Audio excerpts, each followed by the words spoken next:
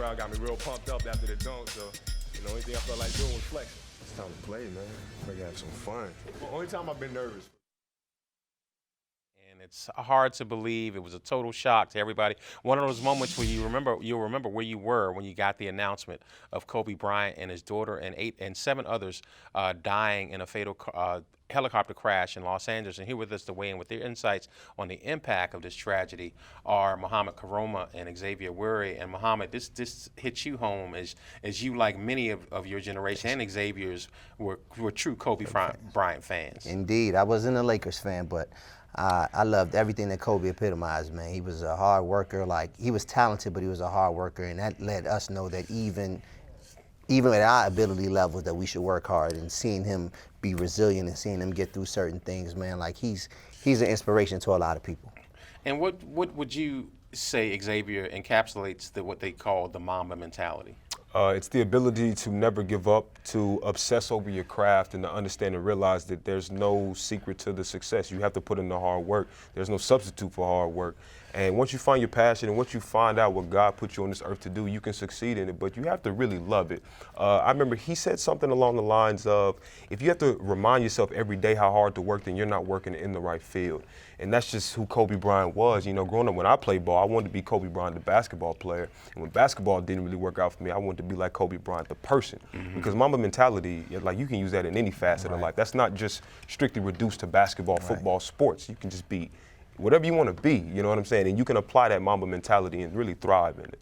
Right. And if you look at him, he was blessed with certain gifts, but he wasn't as athletic as LeBron. Right. But he just had that mental mentality and work ethic and drive and that Mamba mentality to be the greatest. He believed he was the greatest as a 17-year-old, that he would be the greatest, and ultimately was. Like you were talking in agreement, expound on that, how he had so many guys throughout his career, great icons to come to be testers to the throne, but he always was able to hold them off. He always held them off. Out of all his contemporaries, he came in that famed draft class, and he outlasted all of them. He beat Al Iverson, Tracy McGrady, even though he said that's his best competition throughout his career. Outlasted him, outlasted Vince Carter, Paul Pierce. He brought in a new wave of guys. He outlasted them, won championships during their time, made them look up to him. They had that whole Redeem team at the Olympics, and people really bought into him, and that's when we started to see more of his personality and all that. But, like, it didn't matter what you put in front of him. No opponent was too much, and he was going to find a way. He was going to find a way. And Xavier, he's a guy that literally grew up in front of the world stage. We saw the maturation process he had to go through as a young player on and off the court, and to see him eventually emerge as a 5-time champion, and to see the work he was just starting to do off the court. I mean, he's an Academy Award winner. He was just starting to reinvigorate his love, passion for the game with his daughter Gigi, coaching her AAU team, which is where he was traveling to during the fatal accident. It's just was the impact that this sudden death is having is global. It's beyond the basketball world. Like you said, that Mamba mentality crosses all genres. He has a story of evolving that's really something to admire, right? Because, again, like you mentioned, he's a young kid, he's brash, he's cocky in the eyes of many, and people don't like him. And then he's at the nadir of his life when he has to go through the rape charge allegations, and then he completely transforms into a leader, right, to win 2 more championships post-Shaq, and then he becomes this lovable figure in his final year, and then he becomes this successful entrepreneur. He becomes an Oscar winner, an author, a lovable dad to the public figures. It's just like, this guy has really evolved. And again, growing up in front of everybody's eyes, like, we're all going to make a bunch of mistakes, right? I've made a bevy of mistakes. Only difference between me and Kobe is obviously the basketball skill. Nobody's seen it. But nobody has seen my mistakes. Right. And, I mean, who's to say, like, he handled it with absolute grace. Right. You know what I mean? And that's one of the things that I really, really admire about him, is just how he has evolved as a human being. And you hear a lot of stories from all the ones that came after him, as, like, they came in idolizing him, thinking he was one way, and he was a certain way on the court.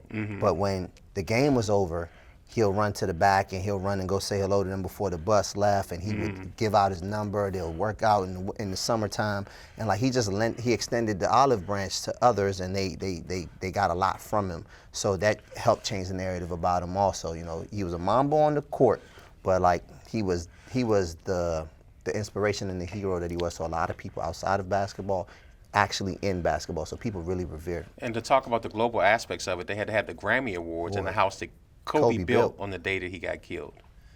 I mean, Alicia Keys opened it up the right way by honoring him, and I saw that the groundskeeping crew left his 2 jerseys up there, and they didn't cover them up, and it's just surreal that he's gone.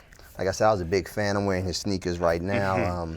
I had every Kobe jersey growing up, just because I liked Kobe. I never liked the Lakers. I didn't wear them a lot because I didn't want people to associate me being a Laker fan. But like he transcended basketball, and he made everybody believe that they can do whatever he's doing on the basketball court and whatever they're doing. And the interesting thing is the king of the last 10 years, LeBron James, just passed Kobe on the all-time scoring list. And on Twitter, there was like a 5-minute testimonial. This was after Saturday night when he passed Kobe, and he was talking about all the stuff that Kobe had done to welcome him in. He gave LeBron a pair of his shoes to wear in a high school game right before Kobe was going to play in his first All-Star game. And LeBron was just talking on and on about what a tribute it was to play with him during the Dream Team where Kobe mentored him, and who would know that 24 hours later that Kobe would be gone. Yeah, growing up as a Kobe stan, really, you were kind of taught to put LeBron and Kobe and like pit them up against one another, so you can't like both of them, right? And so I kind of wasted some years of not really appreciating LeBron, but after that whole clip, and really after just watching how LeBron's career is gone, it couldn't have happened to a better guy to pass up Kobe, right? And especially kind of take his place right now in Lakerland. Obviously, he'll never pass up who Kobe Bryant is as a Laker. Nobody can ever do that. But I'm glad to see a guy like LeBron who's just done a really good job of being a really decent human being and a really great basketball player, obviously very reliable, dependable, consistent, pass up Kobe Bryant. And it was hard for me to accept that at one point in time. I was like, nobody's better than Kobe, but you know, I mean, that's a debate for another day, obviously, but I'm glad to see LeBron have done it. And you mentioned Kobe stan. Talk about the distinction between, like you said, you weren't a Laker fan, you were a Kobe fan. Talk about that. It's what he embodied, the mentality, how hard he worked. Like, he made you believe you could be your best. Like, I remember, I'm a former athlete in high school football and track, dabbled in basketball a little bit.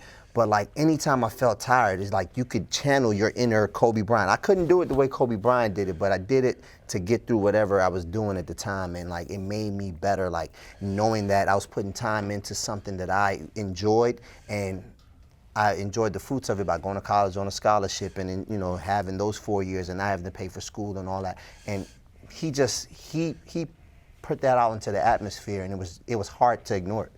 He really made you believe that the limitations that other people place upon you were laughable, right? Because you can achieve anything in this life that you want to. And again, it's just no secret, but it's just hard work and dedication and, you know, channel your inner Mamba. There's been plenty of times, man. Like, I would go to the gym on days I didn't feel like it, wake up early. Like, even this morning, I was motivated to get up at 4:30 and go to the gym because I thought about it. I said, well, what would Kobe have done? And that's just the type of guy who he was. And to discuss the impact of it on the city of Los Angeles, I mean, it's worldwide, but it really right there at home, they're canceling the game between the Clippers and the Lakers. They said the last time the NBA has canceled a game for something like this was when John Kennedy died.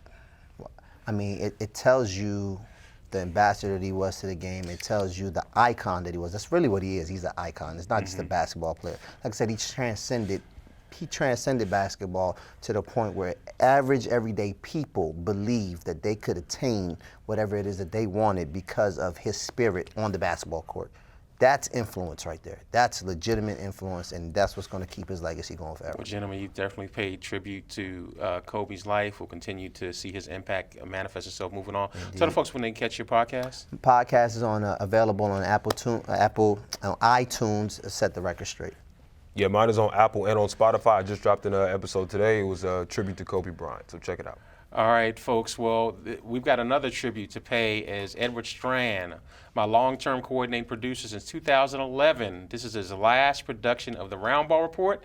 Edward has been a loyal protege and confidant. He's helped schedule. Come on up here, Edward. He's come up and scheduled numerous reporters and all the packaging things that you see. I just want to give Edward a special thank you for everything he's done for me over the years. Thank you. And wish him best success in his future pursuits, and possibly we'll do some other things moving forward. All right. Channel your inner Mamba. All right, that's going to do it for this edition. I know you enjoyed it. It was informative and action-packed, and you can look forward for more coverage of late season acts for high school basketball, middle season acts for the college basketball, the latest on the NBA, special features and interviews with the players and coaches from the high school, college, and professional basketball teams in the metropolitan area on future shows. And remember, what's happening on the court will definitely be around the ball. And for all of your aspiring basketball stars out there, don't ever forget that focusing on your education is the first step towards making your hoop dreams come true. So until next time, from my co-hosts Nikki Lewis and Takira Carter, I'm Andrew Dyer for the Roundball Report. Good night. Rest in peace, Morgan Wooten, as well.